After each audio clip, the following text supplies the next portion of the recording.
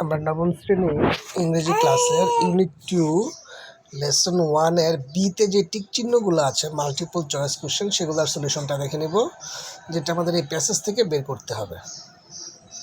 তো চলো দেখে নেই। ফর ইচ ফ্রেজ বিলো আছে ইন প্যারাগ্রাফ 3 মাইটি রিভার মিন, অর্থাৎ প্যারাগ্রাফ 3তে মাইটি রিভার যেই ওয়ার্ডটা আছে, ফ্রেজটা আছে, এটা দিয়ে কী বোঝানো হয়েছে। এখানে চারটা অপশন দেওয়া আছে। Rivers that have huge volumes of water and very strong currents, অর্থাৎ এমন একটা নদী যাতে প্রচুর পরিমাণে পানি থাকে এবং অনেক শক্তিশালী স্রোত থাকে, এটা দিয়ে মাইটি রিভার বোঝানো হয়েছে কিনা। বা rivers having many rowing boats in them, বা শক্তিশালী নদী বলতে যে নদীতে অনেক নৌকা চলে সেটা বোঝানো হয়েছে কিনা। Rivers that make people cry out, যে নদী মানুষকে কাঁদায় সেটা বোঝানো হয়েছে কিনা। Rivers that have strong banks, বা যে নদীর তীর অনেক শক্তিশালী সেটা বোঝানো হয়েছে কিনা। কিন্তু আসলে শক্তিশালী নদী বলতে নদীতে পানি বেশি এবং স্রোত বেশি, সেটাকে বোঝানো হয়। সেক্ষেত্রে উত্তরটা এ, সেটি কারেক্ট। তারপর 2 নাম্বার, ল্যান্ডেড প্রপার্টি বলতে কি বোঝানো হয়েছে। A rented piece of land, এক টুকরো ভাড়া করা জমি।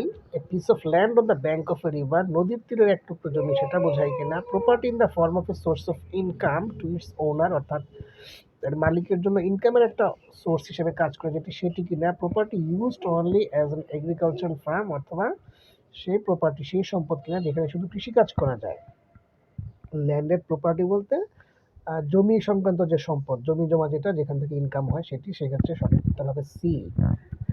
হুইসপারিং ওয়াইন্ড, ফিস ফিস ফিস ফিস বাতাস, হিস হিস বাতাসের শব্দ যেটা। Wind that blows from across the river, নদীর তীরের যে তীর থেকে যে বাতাস আসে সেটা কিনা।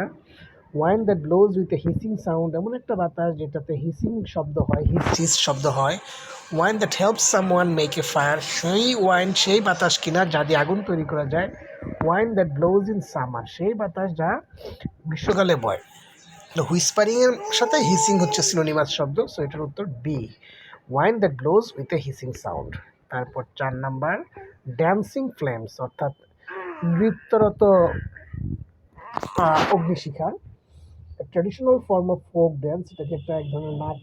Flames that make people dance around them, এমন একটা ফ্লেম শিখা যা মানুষকে নাচায়। Flames that are made unstable by the blast of air, অর্থাৎ যেই শিখাটা বাতাসের কারণে অস্থির থাকে। তো এটা সঠিক উত্তরটা হচ্ছে সি। তো এবার আমরা প্রশ্নগুলোও দেখে নিই। What does Meherjaan use to make fire for cooking her mills, Meherjaan তার খাবার তৈরি করার জন্য, রান্না করার জন্য কি ব্যবহার করছে। আমরা প্যাসেজে দেখেছিলাম মেহেরজান তার খাবার তৈরি করার জন্য ফলেন লিভস, এক জায়গায় বলা ছিল ঝরা পাতা, সেগুলো ব্যবহার করছে। আচ্ছা, এই প্রশ্নের সঠিক উত্তরটি প্যাসেজে দেওয়া নেই। আসলে আগের বইয়ে যে প্যাসেজটি ছিল সেখানে এই কথাটা লেখা ছিল যে মেহেরজান ঝরা পাতা, শুকনো পাতা ব্যবহার করছিল। সেটার উত্তর সরাসরি প্যাসেজে দেওয়া নেই। What property did Meherjan lose due to river erosion, নদী ভাঙনের ফলে মেহেরজান কি সম্পদ হারিয়েছে। নদী ভাঙনের ফলে সে তার সব কিছুই হারিয়েছে। যেমন আমরা প্যাসেজে দেখেছি, Meherjaan lost everything, she lost her family, arable land and cattle। হ্যাঁ, চার জায়গায় বলেছে house, trees, vegetable garden, bamboo bush, এগুলো। সো আমরা লিখতে পারি Meherjan lost her house, trees, vegetable garden, bamboo bush, arable land and everything due to river erosion. C number, what do know about Meherjan's family, মেহেরজানের পরিবার সম্পর্কে তুমি কি জানো। আমরা প্যাসেজে পড়েছি মেহেরজানের পরিবারে এখন আর কেউই বেঁচে নেই, শুধু সেই বেঁচে আছে। সো আমরা লিখবো Meherjan lost all her family members due to cruel hunger and poverty, now only she is alive, শুধুমাত্র সেই বেঁচে আছে, বাকি সবাই ক্ষুধা এবং তৃষ্ণায় মারা গিয়েছে। In which season is river erosion most likely to অকার, কোন মৌসুমে বা কোন ঋতুতে নদী ভাঙনটা বেশিরভাগ ক্ষেত্রে ঘটে। আমরা প্যাসেজে পেয়েছি মনসুন, মনসুন মানে হচ্ছে বর্ষাকাল বোঝায়, মৌসুমি যেটা সেটা বর্ষাকাল। আমরা লিখবো during monsoon river erosion is most likely to occur. Why is the phrase greedy Jamuna used to describe the river, what greed do you notice in the description.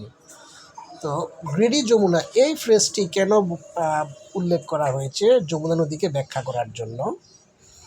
এবং তুমি যমুনা নদীর কি লোভের কথা প্যাসেজে পাও। তো যমুনা নদীকে ব্যাখ্যা করার জন্য গ্রিডি যমুনা ইউজ করা হয়েছে, কারণ নদী তীরবর্তী মানুষের সব কিছুই এটি কেড়ে নেয়, যা আমরা প্যাসেজে পেয়েছি। সো এটা আমরা এভাবে লিখবো, the phrase greedy Jamuna use to describe the river because it text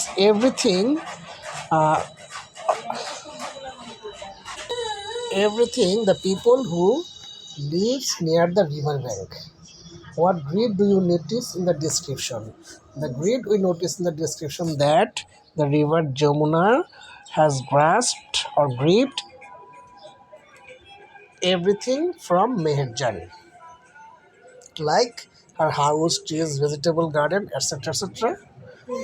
এভাবে আমরা এই প্রশ্নগুলোর উত্তর করে ফেলবো।